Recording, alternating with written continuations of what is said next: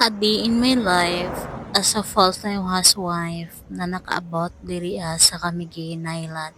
Hi guys, today is Sunday and then manimba kita nito guys. So wala ang akong banabels kay na sila coastal clean up dito sa Balbagon.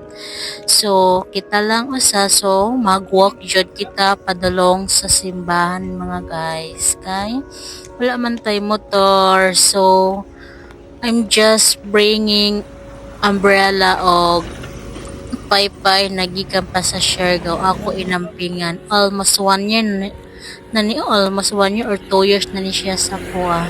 So ingan ako ka payangga basta kay gusto jud na ako ang gamit no, magdugay jud siya di jud kay ganahan ko sa iya kay ganay siya og kuan kanang di siya bugat mo niya anakong payong kay from National Bookstore.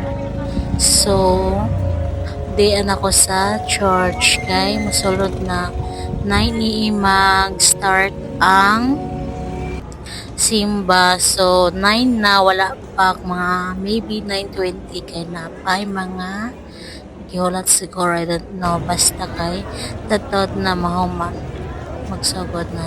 So guys, tapos ng simba, diyan ako gawas ng gawas na balimin niya. Nakita ko akong bana na siya tanawa, hulat lang ha.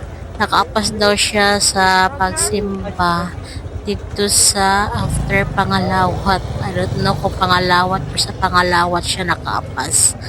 Basta kay nakaapas siya gikan dito sa coastal cleanup. So gihanap na ko siya pero tuar di ay siya sa exit hulat tatanaw na to na siya dira Isugat ka sa akong bana. diba bongga gisundo pa kita sa atong kuan Mr. Cupido. So guys maura to, salamat sa inyong pagpangita pagpaminaw. Happy Sunday everyone, panimba na mo.